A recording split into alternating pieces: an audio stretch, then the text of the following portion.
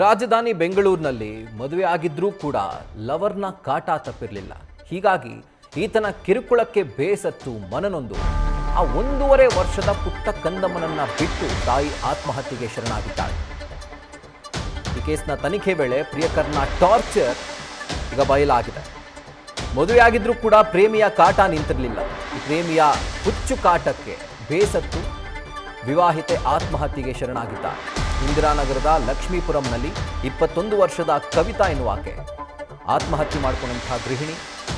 ಪೊಲೀಸರ ತನಿಖೆ ವೇಳೆ ಹಳೆ ಪ್ರೇಮಿಯ ಕಾಟ ವಿಪರೀತವಾಗಿತ್ತು, ಮಿತಿ ಮೀರಿಬಿಟ್ಟಿತ್ತು. ಸೊ ಈ ಕಾಟವನ್ನು ತಾಳೋಕ್ಕಾಗದೆ ಕವಿತಾ ಆತ್ಮಹತ್ಯೆ ಮಾಡಿಕೊಂಡಿದ್ದಾಳೆ. ಈಗ ಈ ಹಳೆ ಪ್ರಿಯಕರ ಏನಿದ್ದಾರೆ ಕಿರಣ್, ಈತನನ್ನ ಪೊಲೀಸರು ಅರೆಸ್ಟ್ ಮಾಡಿದ್ದಾರೆ. ಹೆಚ್ಚಿನ ತನಿಖೆಯನ್ನು ಮುಂದುವರಿಸಿದ್ದಾರೆ.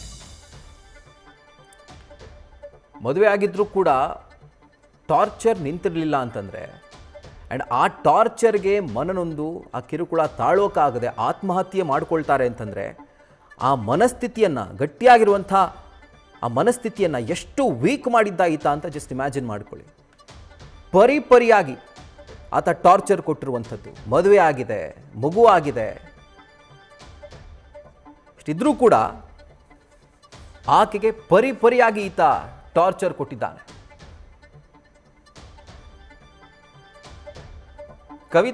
ಕವಿತಾಗೆ ಅವರ ಸಂಬಂಧಿಕರಾದಂಥ ರಾಜು ಜೊತೆಗೆ ಮದುವೆಯನ್ನು ಮಾಡಲಾಗಿತ್ತು. ಈ ಕಿರಣ್ ಎನ್ನುವಾತನ ಲವ್ನಲ್ಲೇನು ಕವಿತಾ ಬಿದ್ದಿದ್ಲು. ಇದಾದ ನಂತರ ಮನೆಯವರು ಒಪ್ಪಿಸಿ ಆಕೆಯನ್ನು ರಾಜು ಅನ್ನುವಾತನ ಜೊತೆಗೆ ಮದುವೆ ಮಾಡಿಕೊಟ್ಟಿದ್ರು. ಮೇ 2024ರಲ್ಲಿ ಮದುವೆ ಆಗಿತ್ತು, 2 ವರ್ಷಗಳ ಹಿಂದೆ. ಈ ದಂಪತಿಗೆ 1.5 ವರ್ಷದ ಮಗು ಕೂಡ ಇದೆ.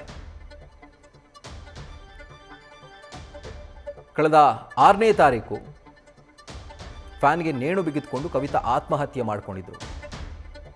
ಯಾಕಾಗಿ ಆತ್ಮಹತ್ಯೆ ಅನ್ನುವಂಥ ಈ ಒಂದು ಕೇಸ್ನ ತನಿಖೆಗೆ ಪೊಲೀಸರು ಇಳಿದಂತಹ ಸಂದರ್ಭದಲ್ಲಿ ಈ ಕಿರಣ್ ವಿಪರೀತವಾದಂಥ ಕಿರುಕುಳ ಕೊಟ್ಟಿದ್ದ. ಈತನ ಕಿರುಕುಳದಿಂದಾನೇ ಆಕೆ ಆತ್ಮಹತ್ಯೆಗೆ ಶರಣಾಗಿದ್ದಾಳೆ ಅನ್ನುವಂಥದ್ದು ಗೊತ್ತಾಗಿದೆ. 3 ವರ್ಷದ ಹಿಂದೆ ಪ್ರೀತಿ ಮಾಡೋದಾಗಿ ಕವಿತಾ ಹಿಂದೆ ಈ ಕಿರಣ್ ಬಿದ್ದಿದ್ದ. ಆಗ್ಲೂ ಟಾರ್ಚರ್, ಮದುವೆ ಆದ್ಮೇಲೂ ಟಾರ್ಚರ್, ಜೀವನನೇ ನರಕ ಆಗಿಸ್ಬಿಟ್ಟಿದ್ದ. ಕವಿತಾ ಕುಟುಂಬಸ್ಥರು ಆರೋಪಿ ಕಿರಣ್ಗೆ ಬುದ್ಧಿವಾದವನ್ನು ಹೇಳಿದರು.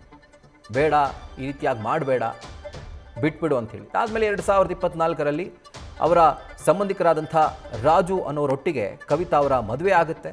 ಕುಟುಂಬಸ್ಥರೇ ನಿಂತು ಮದುವೆ ಮಾಡಿಸ್ತಾರೆ. ಆದರೆ ಇತ್ತೀಚೆಗೆ ಮತ್ತೊಮ್ಮೆ ಕವಿತಾಗೆ ಕಾಟ ಕೊಡೋದಕ್ಕೆ ಈ ಕಿರಣ್ ಅನ್ನುವಂಥ ಆರೋಪಿ ಶುರು ಮಾಡ್ಕೊಂಡಿದ್ದ. ರವರವ ನರಕ ಅಂತಾರಲ್ಲ, ಹಂಗೆ ಮಾಡಿಬಿಟ್ಟಿದ್ದ ಜೀವನಾನ. ಆಗ ಅವರು ಒಂದು ಮಾತನ್ನು ಹೇಳ್ತಾರೆ. ಕವಿತಾ ಹಿಂಗೆ ಮೆಸೇಜ್ ಮಾಡ್ತಾ ಇದ್ರೆ ನಾನು ಸತ್ತು ಹೋಗ್ತೀನಿ ಅನ್ನುವಂಥ ಮಾತನ್ನು ಹೇಳ್ತಾರೆ. ನನ್ನ ನೆಮ್ಮದಿನ ನೀನು ಹಾಳು ಮಾಡಿದ್ಯಾ, ನಿನ್ನ ಜೀವನ ನಾನು ಹಾಳು ಮಾಡ್ತೀನಿ ಅಂತ ಹೇಳಿ ಬ್ಲ್ಯಾಕ್ ಮೇಲ್ ಮಾಡುವಂಥದ್ದು, ಟಾರ್ಚರ್ ಮಾಡುವಂಥದ್ದು, ಫ್ಯಾಮಿಲಿಗೆ ತಿಳಿಸ್ತೀನಿ ಅಂತ ಹೇಳಿ ಬ್ಲ್ಯಾಕ್ ಮೇಲ್ ಮಾಡುವಂಥದ್ದು, ಈ ರೀತಿಯಾಗಿ ರೌರವ ನರಕ ತೋರಿಸ್ಬಿಟ್ಟಿದ್ದ ಈತ. ಸೊ ಯಾವಾಗ ಈ ವಿಷಯ ಹಂಗು ಹಿಂಗು ಗಂಡ ಹಾಗೂ ಮನೆಯವರಿಗೆ ಗೊತ್ತಾಯಿತು ಅಂತ ಅಂದ್ಕೊಂಡು ವಿಪರೀತವಾಗಿ ಮನನೊಂದಿದ್ಲು ಕವಿತಾ. ಮೊಬೈಲ್ ಪರಿಶೀಲನೆ ವೇಳೆ ಕಿರಣ್ ಕಾಟ ಬೆಳಕಿಗೆ ಬಂದಿದೆ. ಯಾವ ರೀತಿಯಾಗಿ ಈತ ರಾಕ್ಷಸೀಯವಾಗಿ ಪೀಡಿಸ್ತಾ ಇದ್ದ, ಕಾಡಿಸ್ತಾ ಇದ್ದ ಅಂತ ಹೇಳಿ ಪೊಲೀಸರ ತನಿಖೆಯಲ್ಲಿ ಈಗ ಬಟಾಬಯಲಾಗಿದೆ. ಇದಕ್ಕೆ ಸಂಬಂಧಪಟ್ಟಂತೆ ಈತನನ್ನ ಅರೆಸ್ಟ್ ಕೂಡ ಮಾಡಿದ್ದಾರೆ ಪೊಲೀಸರು.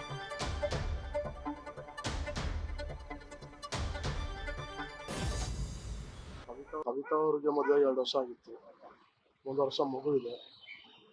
ಯಾರೇ ಈ ಥರ ದುಡುಕಿ ನಿರ್ಧಾರ ತಗೊಬೇಕಾದ್ರೆ ಅಪ್ಪ ಅಮ್ಮನ ಇದ್ದಾರೆ, ಕಾನೂನಿದೆ ಅಂತ ನೋಡಿಕೊಂಡು ನಿರ್ಧಾರ ತಗೊಳ್ಳಿ. ಏನೇ ಇದ್ರೂ ಯಾವುದೂ ಪ್ರಾಬ್ಲಮ್ ಮಾಡ್ಕೊಬೇಡಿ.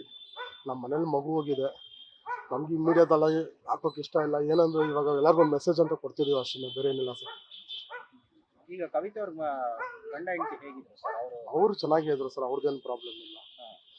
ನೀವೇನಾದ್ರು ಅವನಿಗೆ ಏನಾದ್ರು ಹೋಗಿ ಮಾತಾಡೋಂಥದ್ದು ಏನಾರು ಮಾಡಿದ್ರು ಸರ್? ಅವ್ರಿಗೆ ಕಿರಣ್ಗೆ ಹೋಗಿ ಏನಾರು ವಾರ್ ಮಾಡೋದು? ಇಲ್ಲ ಸರ್, ನಮಗೆ ವಿಷಯ ತಿಳಿ ಬಂದಿಲ್ಲ. ಆ ಹುಡುಗಿ ಜೀವ ಬಿಟ್ಟಿದ್ದು ಆಗ್ಬಿಟ್ಮೇಲೆ ನಮಗೆಲ್ಲ ಗೊತ್ತಾಯ್ತು ಈ ಥರ ಅಂತ. ಹುಡುಗಿ ಭಯ ಬಿದ್ದು ಈ ಥರ ಮಾಡ್ಕೊಂಡಿದೆ. ಜನಗೆ ಅವನಿಗೆ ಶಿಕ್ಷೆ ಆಗಲೇಬೇಕು. ನಿಮ್ಮ ಕಡೆಯಿಂದ, ಕಾನೂನು ಕಡೆಯಿಂದ ಅವ್ನಿಗೆ ಏನು ಮಾಡಬೇಕು ಅಂತ ಏನಂತ ಕಂಪ್ಲೇಂಟ್ ಕೊಟ್ಟಿದ್ದೀರಾ ಸರ್ ಈಗ ನೀವು? ನಾವು ಕಂಪ್ಲೇಂಟ್ ಮಾಡಿರೋದಿಷ್ಟೇ, ಈ ಥರ ಮೆಸೇಜಸ್ ಬಂದಿದೆ ಅವನ ಕಡೆಯಿಂದ. ಅದಕ್ಕೆ ಜನಕ್ಕೆ ಭಯ ಬಿತ್ಕೊಂಡು, ಮನೇಲಿರೋರಿಗೆ ಭಯ ಬಿತ್ಕೊಂಡು ಅದು ಹೇಳೋಕ್ಕಾಗ್ದಿರ ಹುಡುಗಿ ಥರ ಮಾಡ್ಕೊಂಡಿದ್ದಾರೆ. ಅವ್ನ ಫೋಟೋಸ್ ಏನಾರ ಕಳ್ಸಿದ್ನಾ ಇವರು ಕವಿತಾ ಅವ್ರಿಗೆ ಆ ಥರ ಏನಾರ? ಆ ಥರದ್ದೆಲ್ಲ ಏನಿಲ್ಲ ಸರ್. ನಾನೇನು ಮೆಸೇಜಸ್ ಎಲ್ಲ ಏನೂ ನೋಡಲಿಲ್ಲ. 15 ದಿನದಿಂದ ನಾವು ಬೇಜಾರಲ್ಲಿದ್ದೀವಿ. ನಾವೇನು ಮೆಸೇಜಸ್ ನೋಡಲಿಲ್ಲ ಇನ್ನು. ಅದನ್ನ ನೋಡಿದ್ರೆ ಇನ್ನೂ ದುಃಖ ಜಾಸ್ತಿ ಆಗುತ್ತೆ ನಮಗೆ. ಅದನ್ನೇನು ನೋಡ್ತಾಯಿಲ್ಲ ಸರ್.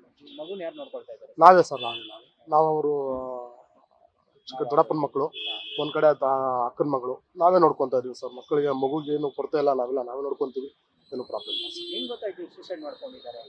ಹಿಂಗೆ ಸರ್, ನಾನು ಕೆಲ್ಸಕ್ಕೆ ಹೋಗೋ ಟೈಮಲ್ಲಿ ನನಗೆ ಫೋನ್ ಬಂತು, ಈ ಥರ ಆಗಿದೆ ಅಂತ. ಬಂದು ಇಮಿಡಿಯೇಟ್ ಹಾಸ್ಪಿಟ್ಲಿಗೆ ಕರ್ಕೊಂಡು ಹೋಗಿ ಜೀವ ಹೋಗಿದೆ ಅಂತ ಹೇಳಿ. ಏನು ಮಾಡಿ ಕವಿತಾ ಅವರ ಸಹೋದರ ಗಿರೀಶ್ ವಿಸ್ತೃತವಾಗಿ ಎಲ್ಲವನ್ನು ಕೂಡ ಎಕ್ಸ್ಪ್ಲೈನ್ ಮಾಡ್ತಾ ಇದ್ರು. ಈತನ ಒಂದು ಯಾತನೆ ಯಾವ ರೀತಿಯಾಗಿ ಈತ ಕೊಟ್ಟಿರ್ಬೋದು ಅಂತ ಜಸ್ಟ್ ಇಮ್ಯಾಜಿನ್ ಮಾಡ್ಕೊಳ್ಳಿ. ಮೆಸೇಜ್ ಮಾಡಿ, ಕೇವಲ ಮೆಸೇಜ್ ಅಷ್ಟೇ ಅಲ್ಲ, ಈಗ ಮೆಸೇಜ್ ಅಂತ ಗೊತ್ತಾಗಿದೆ, ಬಹುಶಃ ಮೆಸೇಜ್ನ ಹೊರತುಪಡಿಸಿ ಈತ ಸಾಕಷ್ಟು ಕಾಟ ಕೊಟ್ಟಿರ್ಬೋದು.